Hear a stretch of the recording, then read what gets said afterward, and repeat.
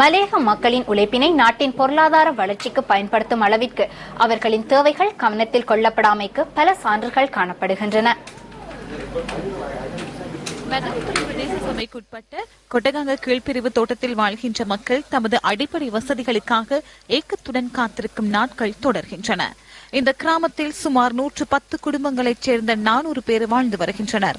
1910ஆம் ஆண்டு கட்டப்பட்ட குடியிருப்புகளிலேயே தொடர்ந்தும் தாம் வாழ்ந்து வருவதாக இந்த பகுதி மக்கள் கவலை வெளியிடுகின்றனர். பல ஆண்டுகளுக்கு முன்னர் கட்டப்பட்ட இந்த குடியிருப்புகள் பலத்த சேதம் அடைந்துள்ளதுடன் சுவர்களும் வெடித்து காணப்படுகின்றது. சுகாதாரம், போக்குவரத்து பாதைகள் தொடர்பிலும் உரிய முறையில் கவனம் செலுத்துமாறு மக்கள் கோரிக்கை விடுக்கின்றனர். மழை பெய்யும் காலங்களில் சுவர்களில் வெடிப்புகள் அதிகமாகி வருவதாக தெரிவிக்கும் மக்கள் அதன் காரணமாக தாம் அச்சத்துடனேயே தமது வாழ்வினை முன்னெடுப்பதாக குறிப்பிடுகின்றனர்.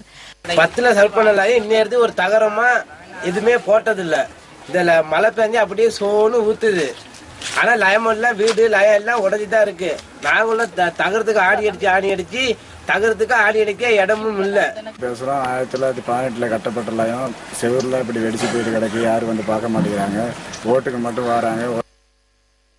மலையகத்தை தொடர்ந்து மண் சரிவு அச்சுறுத்தும் நிலையில் குடியிருப்புகளுக்கு மேல் பாரிய கட்பாறைகள் அமைய பெற்றிருப்பதால் இவர்களின் வாழ்க்கை அச்சுறுத்தலின் மத்தியிலேயே சுழல்கின்றது.